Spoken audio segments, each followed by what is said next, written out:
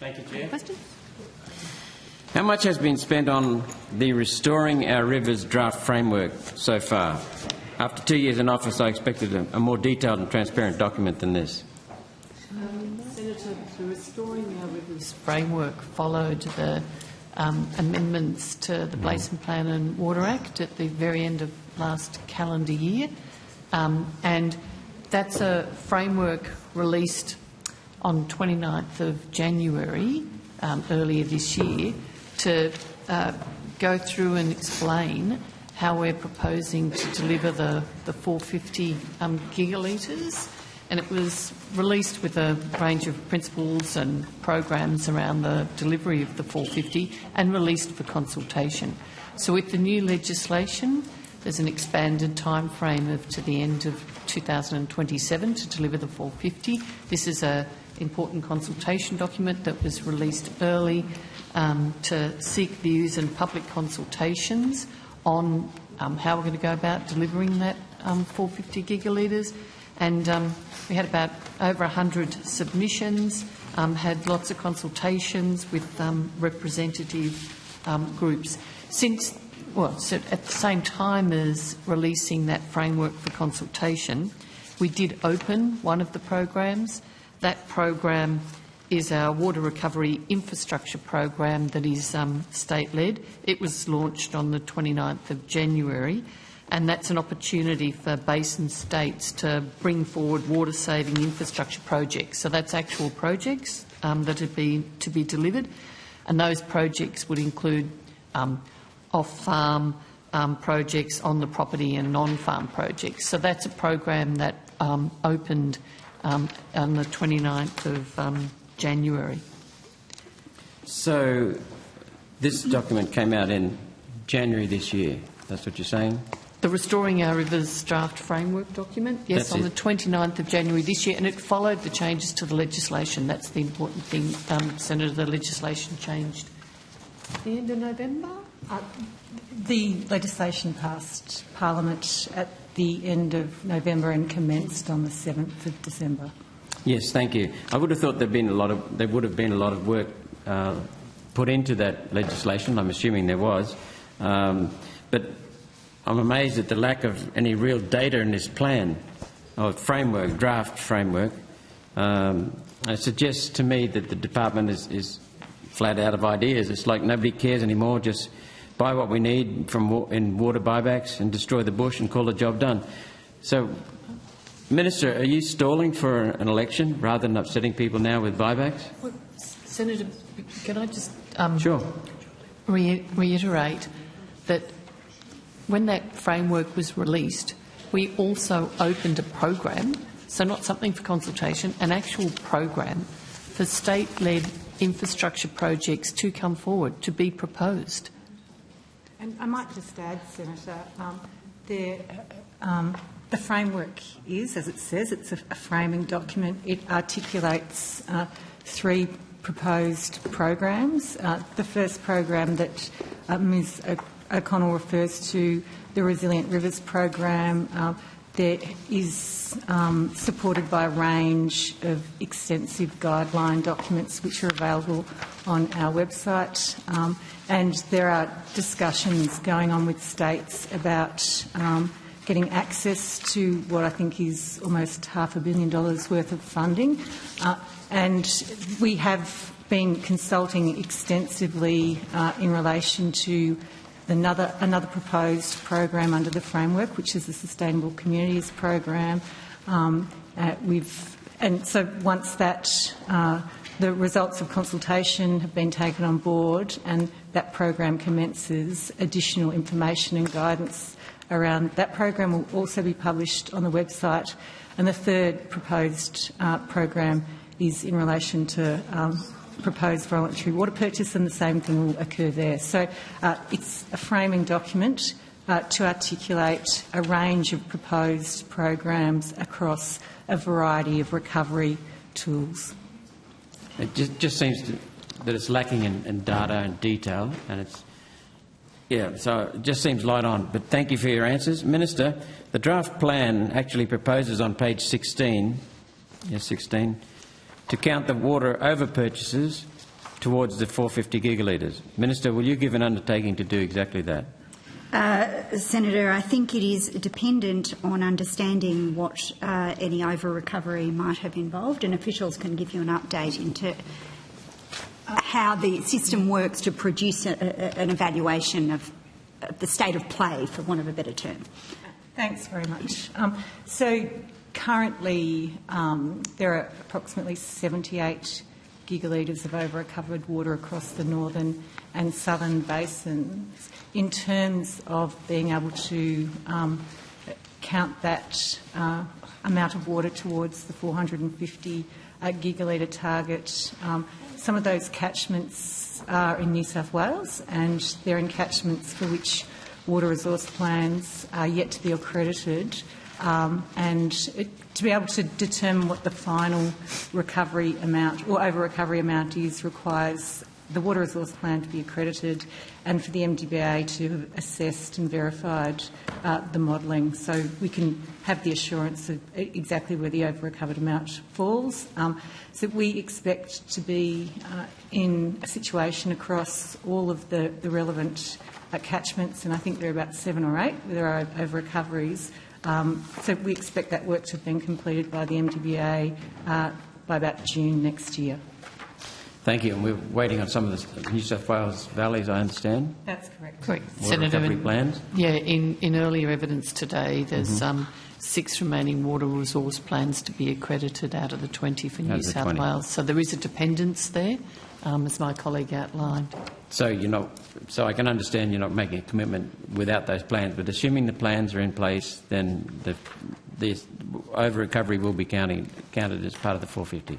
So the draft framework contemplates that exact situation, and we're obviously in the process of assessing. We've got over 100 submissions, and they're of a really high detailed quality. We've just recently released a report which digests all of that consultation feedback. So that's been now put on the public record, and the next step is to publish the final framework, and the final framework will set out the government's proposed approach in relation to over-recoveries. Thank you. How is the government implementing the Productivity Commission's recommendations on a new approach to water recovery, while also meeting the legislative requirements to consider the socio-economic impacts on river communities? Thanks for the question, Senator. So, yes, as you refer to, the Productivity Commission released its, I think, second implementation inquiry into the Basin Plan, which was published this year. So it had a range of recommendations, and many of those recommendations have actually been implemented or acted upon in terms of restoring our rivers legislation. And then there are a range of other initiatives that the government is undertaking to implement those recommendations. There's quite a number of them, but I'm happy to, if there's a specific recommendation you're interested in, happy to give you an answer about that one. If you can give me an overview on how the government is implementing the Productivity Commission's recommendations. Just an overview. So the first kind of key critical step to deal with the range of issues that the Productivity Commission raised was actually the passage of the Restoring Our Rivers legislation. So the Productivity Commission released its interim report while the legislation was in Parliament and progressing through Parliament, and a lot of the amendments that were moved in the House of Representatives and in the Senate went to addressing issues in the Productivity Commission report. So timeframe extensions was a key issue the Productivity Commission raised. They called out, as many reports have over the last couple of years in terms of Basin Plan progress, that more time was required. So that was obviously a key component of the legislation. They called out the fact that the 450 gigalitre target would require water purchase, voluntary water purchase, as one of the pathways for recovery. They noted that that was more cost-effective relative to infrastructure projects. So obviously one of the key elements of the Restoring Our Rivers Act was to make water purchase a feasible pathway. What about in relation to meeting the legislated requirement to consider the socio-economic impacts on river communities?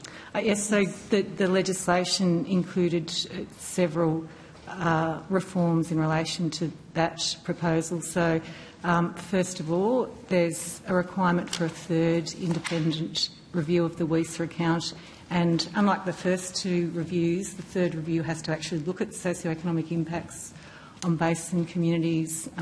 The Minister is now also required to consider the social and economic impacts on basin communities of a proposed water purchase program before she launches a water purchase program. So there are quite a range of initiatives in relation to socio-economic impacts. And significantly more broadly, Senator, there's sort of three principles that guide overall water recovery, and the first of those is enhanced environmental outcomes, the second is minimising socio-economic impacts, and the third is achieving value for money. So there's an overall set of principles. And yeah, I will just note that one of the key recommendations of the Commission, I think it's recommendation 2.4, was that in terms of water recovery, the government should take a staged and gradual approach, and it should provide adjustment assistance to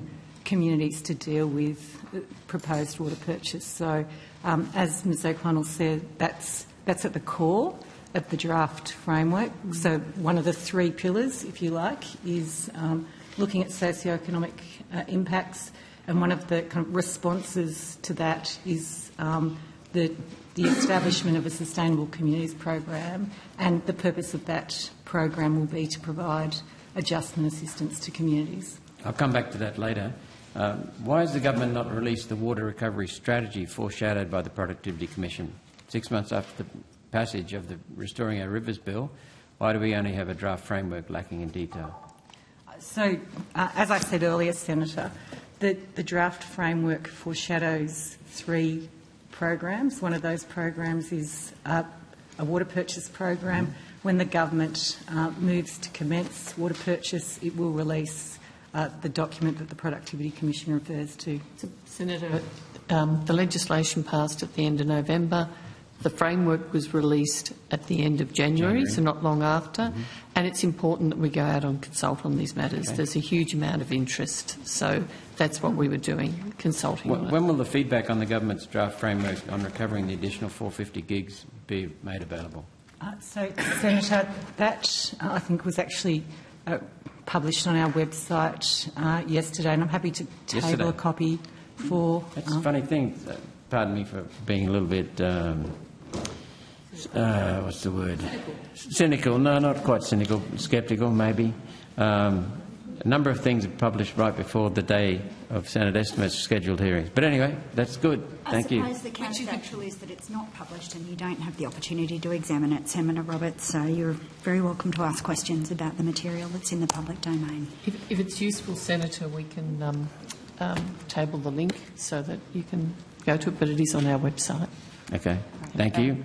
Last question, Senator Roberts, before we rotate the call. Has the department met with industry groups collectively regarding feedback on this draft framework for the additional 450 gigalitres, and where will it come from? Yes, Senator, there's been extensive consultation as part of the framework being out there. As I said, over 100 submissions, but we can also go through and talk to you about the discussions with groups that we've had, the consultations that we've done, webinars that we've held. And in fact, Senator, that the consultation, the nature of the consultation and the groups we consulted with are set out in the document we've published. But yeah, we've held many workshops over the last 6 months with industry groups and peak stakeholder groups, and yep, we've met quite a few times with Basin Community Committee. So yep, and we've had discussions with particular sectors within industry. So rice sector, are those dairy workshops sector. Are those workshops online as I... Predominantly, but we've also had face-to-face meetings and meetings out in the basin. So through a range of different consultation mechanisms, and including public webinars. How many online and how many... So, Senator Roberts, we are going to have to rotate the call. If I could just follow up on that, how many face-to-face workshops and how many online? I'd have to take that on notice to give you an please. answer, certainly. Thank you.